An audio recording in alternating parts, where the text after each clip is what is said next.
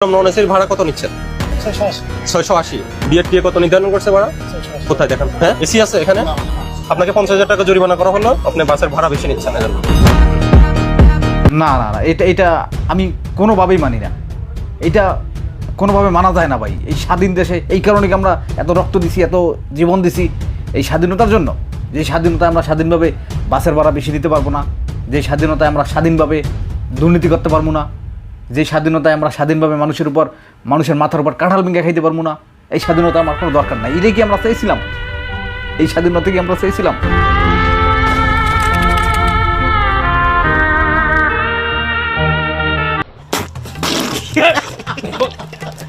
আসসালামু আলাইকুম everyone, this is Saib back with another video. আপনি কি জানেন বাংলাদেশের মানুষ এখন এই মুহূর্তে প্রকৃত স্বাধীনতা উপভোগ করতেছেন?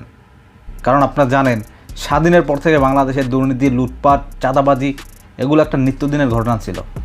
খাদ্যে ভেজাল, বাসে ভাড়া অতিরিক্ত, সব কিছুই ছিল একটা রুটিন কাজ।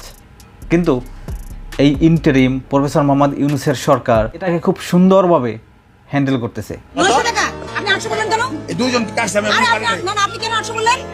আপনি কেন 800 বলছেন? 900 টাকা বিক্রি করে বসে রাখছেন বাসের ভিতরে। আপনি চুপ করেন। জরিমানা পরিশোধ না করলে হাজতে দিয়ে ঈদ করে বাড়িতে যাবেন পরে।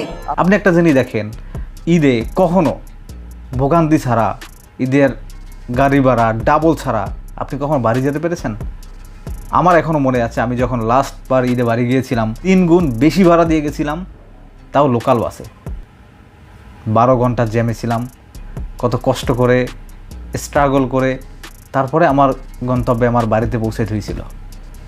আর এখন মানুষ ঈদে বাড়ি যায়, অল্প সময়ের মধ্যে রাস্তায় কোনো জ্যাম নাই, গাড়ির অত কোনো প্যারা নাই, গাড়ি ভাড়া বেশি নাই। যেখানেই অন্যায় সেখানেই এখন প্রতিবাদ করতেছে এই সরকারের অধীনে থাকা সরকারি কর্মকর্তাগুলো। লাইসেন্স না নিয়ে একজন দোকান চালাতে পারবেন না। উনি বলছেন 6 মাস, আপনি বলছেন 1 মাস। জি, আপনি কিনেছেন 480 টাকা দিয়ে, আপনি স্টিকার মারলেন 23,500 টাকা, তাহলে এই বিক্রি হবে এখন 23,500 টাকা। ভদ্রলোকের আসবেন 23,500 টাকা গুনে অথবা কার্ড দিয়ে পেমেন্ট দিয়ে চলে গেলেন, অন্ত প্রতারিত হবেন সমানে। আপনাদের দুজনকে 2 ক্লাস খেতে হবে। না না না না, আমাদের আপনার কেন প্রবলেম হবে? না মরে যাবে আপনি বলতেছেন, তাহলে অন্য মানুষকে মেরে ফেলছেন কেন আপনি? ধরেন হাতে ধরেন আপনি নেন এখন খান। এইসব নামি দামি হোটেল রেস্টুরেন্টগুলো আমাদের প্রতিদিন খাবারের নামে বিষ খাওয়াচ্ছে। তারা যে কেমিক্যাল রং যেগুলো ইউজ করতেছে এগুলো আমাদের শরীরের জন্য মারাত্মক ক্ষতিকর, কিন্তু তারা তা জেনেও আমাদের এগুলো খাওয়াচ্ছে, অজান্তে আমরা খেয়ে যাচ্ছি। এইসব সরকারি কর্মকর্তা তারা ম্যাজিস্ট্রেসি পাওয়ার নিয়ে রাস্তায় নেমে প্রতিটা দোকান, প্রতিটা প্রতিষ্ঠান যেখানে দুর্নীতি অন্যায় হচ্ছে সেখানে গিয়ে প্রতিবাদ করতেছে। আমরা তাদেরকে স্যালুট জানাই। আমাদের দেশের পক্ষ থেকে, দেশের মানুষের পক্ষ থেকে, আমার পক্ষ থেকে তাদেরকে সাধুবাদ জানাই। এভাবে চলতে থাকলে আমি আশা করি বাংলাদেশ থেকে সব ধরনের অন্যায়, অবিচার, লুটপাট বন্ধ হবে। আর তাদের কাছে আমার বিনীত রিকোয়েস্ট থাকবে, প্লিজ আপনারা যে একটা মহান পেশায় আছেন, যেভাবে অন্যায়ের বিরুদ্ধে প্রতিবাদ করতেছেন, আপনারা এর প্রতি অটুট থাকবেন।